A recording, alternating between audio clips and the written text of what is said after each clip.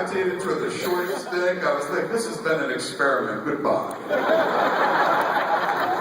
And he eventually stopped writing to me. I was the last one who wrote, and then he eventually stopped writing. My sister always remembers her name because she was like captured her imagination. She was a little older than me, about 5 years older than me. So when I was at pen pal, she was like in her teen years, and she was just like, "Why would you do that? What's it like? Who is he? Blah blah blah." So periodically and throughout my life, my sister will be like, "Have you ever heard from Daryl Morton?" I still kind of rub it in like he was an imaginary friend, but Daryl was real. We good? Did I even answer the question? Are we good?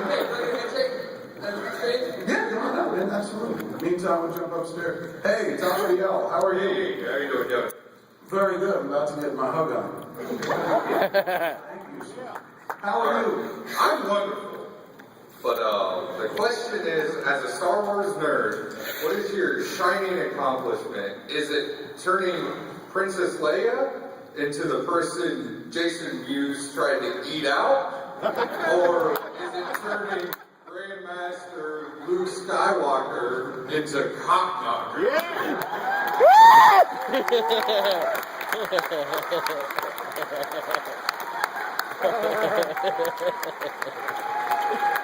Sometimes, kids, in the pursuit of your dreams, you have to tarnish a hero or two.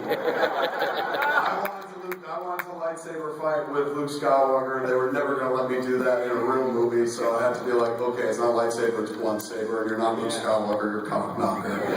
But I still have to fight with him, so fuck it, it works. God, I guess what is my, I don't know, it's, when you mentioned Carrie, Carrie's coming, right? Is she supposed to be here? When does she come now? Saturday. She's a fantastic. Make sure you see her, and make sure Mark's coming too, isn't he? Yeah. I'm gonna plug something that's not even a real plug. It's free. You can listen to it. I do a show called Fat Man on Batman, a podcast. I sat down with Mark Hamill for 3 hours and broke it into 2 podcasts.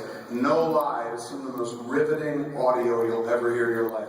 Get him talking. You can't stop him once he gets talking. When he gets up here, get him talking. He will take you on an oral journey that'll blow your hair back. And when I say oral, I mean the good through the 12. They're talking. The family-friendly oral. And Carrie herself is an awesome raconteur as well. She's fantastic. Like speaker, public speaker, funny as fuck and whatnot, witty. Both of them hold forth in a very candid way. I've worked with them both just recently again. Carrie was on the very first episode of Spoilers that we did. She was our guest. She told a great story about choking Java. And which was what I used to call masturbation. And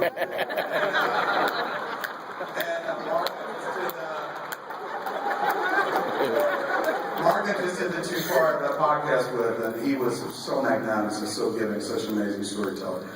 So I'm just urging you, go see them both. You're here, of course, you're going to see them, but go see them both when you get a chance this week. But I'll tell you a quick Carrie Fisher story. This is my favorite Carrie Fisher story on the planet. And I got a few, because she's a real classy lady. And I was in love with Carrie Fisher. You have no idea. Like, Carrie Fisher was hardcore my first love, but not in the way that, like, we all like Princess Leia. I have framed pictures of Carrie Fisher next to my bed, 3 different Star Wars posters. I had the Star Wars sheets that she was on.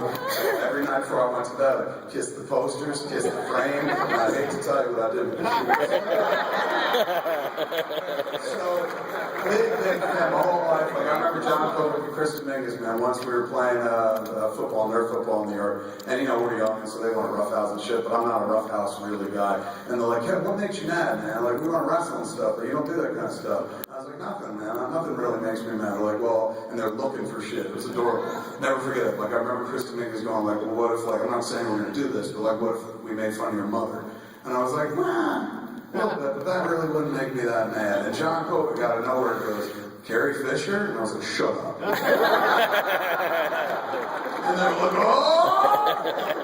And my kryptonite. And so there they were in the back of John Kovic's yard. And they're going, Carrie Fisher, married Paul Simon. I'm like, you jerk! You know, chasing me down. So I've been a big fan of hers forever. And we got to work with her in Jay and Silent Bob Strike Back. She does the scene, as you mentioned, with Jason Mewes, where she picks us up. She's a nun. And, you know, there's a Harry Bush joke, and he tries to go down on her through a misinterpretation of the rules of the road.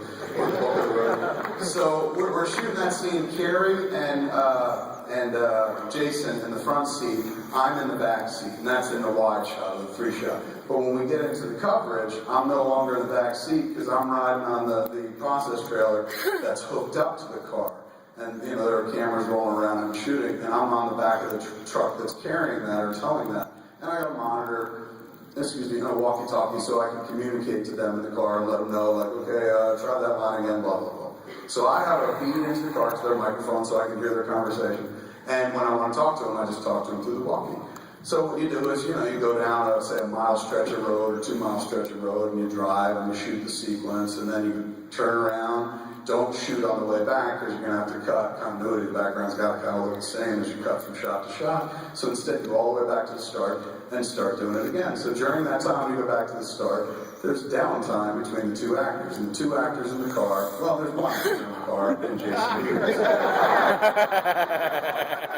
Now, Jason Mewes, not as ardent a Star Wars kid as myself, because he was younger than me, but still loves Star Wars and knows her as Princess Leia and whatnot. He didn't go as far back with me. Like, I masturbated to Under the Rainbow. Carrie Fisher was in this movie and she was wearing underwear at one point only. And I remember being a kid, saw that 3 times in the movie theater. One of the first videos I ever bought. And this is back in the days when the VHS was like this big and shit. And I was like, I gotta get my hands on that Under the Rainbow so I get my hands under the rainbow. So he liked Carrie and he knew her as Princess Leia, but he was not like the ardent fan that I was. But Jason Mewes is a creature built up of one emotion, which is I want to come, always. Everything on his mind is sex, sex, sex. Not so much now he's grown up, he's married and shit. When you get married, sex goes away, I'll think. But at this point, he's not married, and he's sitting there just like macking on Carrie Fisher. So, and she's wearing a nun's uniform, like a hat. So it's even more weird. And I'm just sitting there watching it like a closed-circuit private television show for me as we head back. So, so we've done 2 runs, and on both runs back, Jason Mewes is going, "You're so fine, you know that, man? What are you doing tonight? We should hang out, man. I'll show you a galaxy, Adorable, cheesy, but it's just like he's macking on her, and Carrie's being polite about it. She's like, "That's very nice, that's very nice. I've seen the galaxy, thank you." So we go back, we do a run and shoot, and then we're driving back to the next cast to shoot again. And they're just, sitting there, not on camera, cameras aren't rolling, but I'm able to watch them. We're driving back, and finally I hear Jason, he can't let a second of silence go by before he's just like, the stuff I would do to you, man. You still have that metal bikini? You're just too sexy, man. I used to have your action figure. You know what I did with it and stuff like that. And you see Carrie, the patience starting to dwindle a little bit. Like, Jason has an effect on people. Some people, they get it. Some people get it, and then are like, I get it, I don't want it anymore. And some people don't get it at all. But Carrie was like, I got it, but I'm done, dude. Like, you gotta rein it back in. And she was trying to be polite and shit. And he was just like leaning over, because he's on the passenger side, and he's like playing with her habit as if he would play with someone's hair and stuff. It's just like, we're gonna be shooting this movie all day, so when we get off, I'm just saying we can go out to the Bubblegum Shrimp Co. restaurant. It's macking on Princess Leia trying to take her bubblegums. Finally, Carrie Fisher just like, it was so awesome. I wish we could roll the cameras, but we weren't, man. It was almost like there are 3 people in the world that know this happened. Carrie Fisher, me, and definitely Jason Mewes. She watched all the color drain from his face. So he's hitting on her again, and finally she goes, "You know what? I want you to stop that." And he's like, what do you mean? He feels a little caught. She goes, "You're coming at me and you're flirting and saying that you'll do things with me. But what you fail to realize is inside I'm a 20-year-old girl. Maybe I want to do those things." She goes, "So if you're not prepared to do them, don't say that. That's immature." She goes, "You're just like Ben Affleck."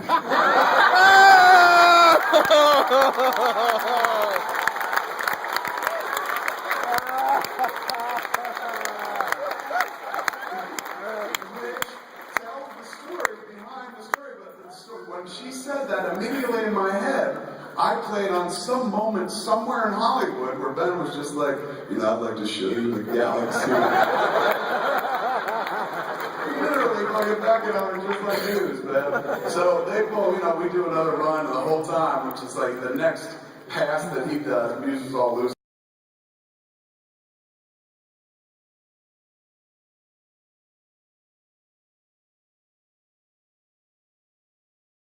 So they pull back to base camp and he gets out of the car, I immediately grab him and march him away to a corner. I was like, dude, I saw Princess Leia, haven't you?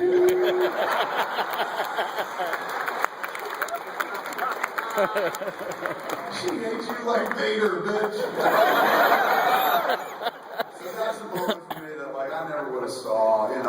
But that'll show you like your fandom can take you weird far places. And every time something like that happened, I'd be like, oh my god, man. I was a 7-year-old playing with these action figures. Like my mother said it to Mark Hamill when we were shooting Jay and Silent Bob Strike Back. My parents came to visit. My father was still alive, and they both came to the Blunt Cave set. It was the day that I'm shooting lightsaber fighting with Mark Hamill. Total fucking accident. They just happened to be in town. But my parents, as the chief financiers of my Star Wars passion, had seen me play Star Wars my entire life. So they meet Mark Hamill and shit, and they're just sitting behind the monitor between takes. And Mark says to my mom, he goes, it must be weird for you to see your son like directing me, because he'd been in Star Wars. They were talking about Star Wars, and not in a way of like, I'm fucking Mark Hamill. It's just like, it must be weird for you to see him directing people that he was such a fan of as a kid. My mom, without listening to me, she's like, it just reminds me of him when he was a kid. He used to play with you on this size, and now he plays with you this size.